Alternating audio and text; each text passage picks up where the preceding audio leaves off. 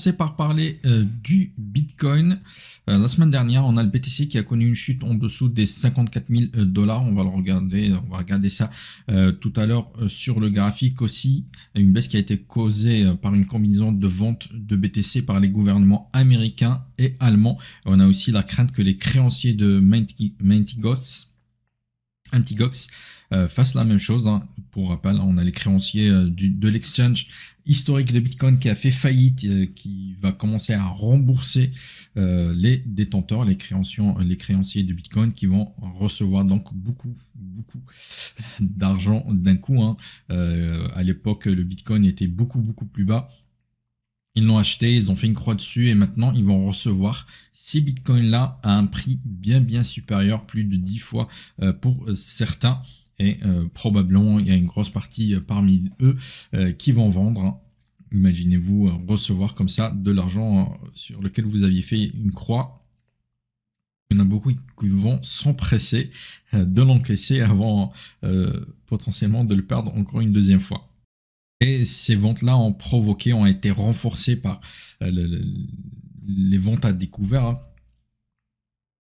qui ont liquidé près d'1 milliard de dollars de positions longues, de positions d'achat sur le Bitcoin qui ont été liquidées et qui sont venus donc alimenter un peu plus la forte baisse. Et la bonne nouvelle dans tout ça, c'est qu'on a quand même un indicateur contrariant qui pourrait indiquer qu'on a potentiellement atteint le point bas sur le Bitcoin. On verra sur le graphique aussi, mais là c'est un indicateur nouveau un petit peu pour le Bitcoin qui n'a rien à voir avec l'analyse technique, c'est les fameux ETF. On a une nouvelle donne, il faut en profiter.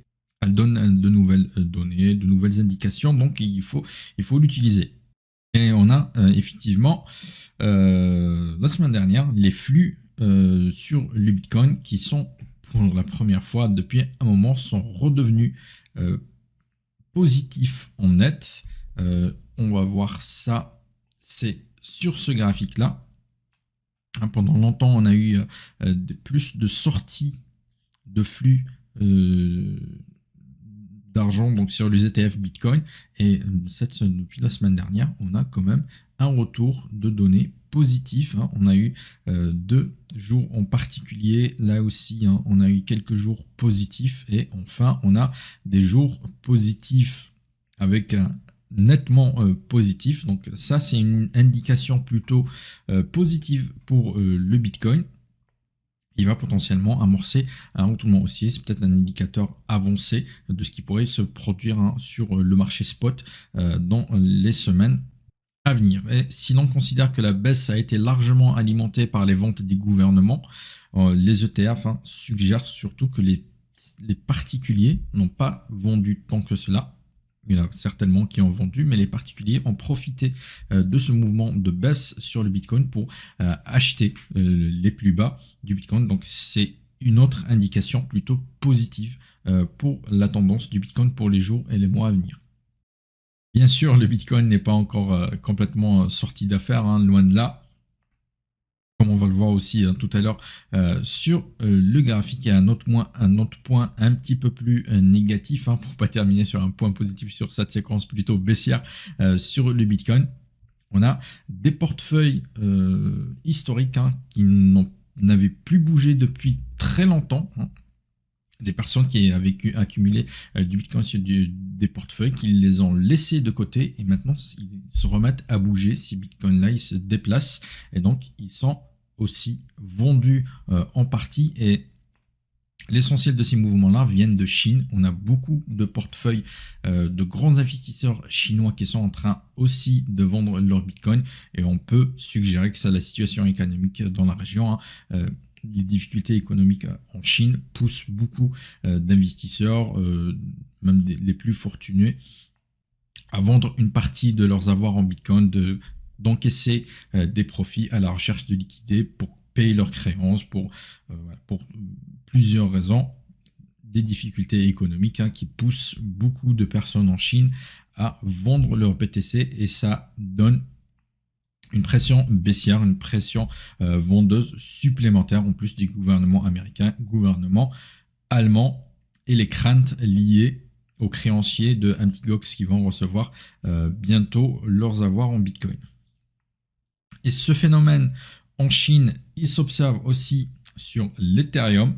On a beaucoup d'investisseurs historiques de l'Ethereum qui sont en train de vendre en partie leurs avoirs sur l'Ethereum. Et pour rappel, en parlant de l'Ethereum, la SEC, la SEC aux États-Unis, qui doit encore donner son approbation finale à l'ETF Spot Ethereum, qui n'est toujours pas le cas. Elle avait donné une première approbation, mais pour que les émetteurs puissent effectivement lancer les ETF sur le marché, la SEC doit donner une seconde approbation, une approbation finale qui est toujours attendue. Bloomberg s'attendait à ce qu'elle puisse arriver la semaine dernière. Elle n'a pas eu lieu.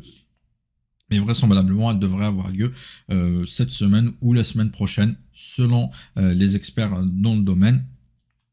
Ça ne devrait pas tarder. Par contre, le lancement effectif des ETF Ethereum sur le marché pourrait attendre encore un petit peu parce que les émetteurs voudraient avoir des conditions de marché meilleures. Lancer des ETF Ethereum lorsque les marchés sont en forte baisse, ça peut faire un flop et il pourrait pouvoir attendre un petit peu quelques semaines, potentiellement même jusqu'à après l'été pour effectivement lancer ces ETF Ethereum sur le marché. On en saura plus pendant les jours à venir et bien sûr, je vous tiendrai au courant de tout cela.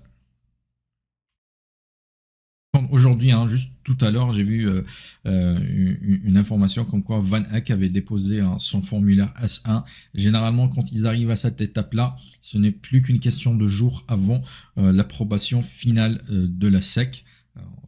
Généralement, c'est comme ça que ça se passe. Ça devrait arriver rapidement, mais ensuite, le lancement effectif des ETF sur le marché, ça va être une autre histoire au vu de la situation du marché actuellement.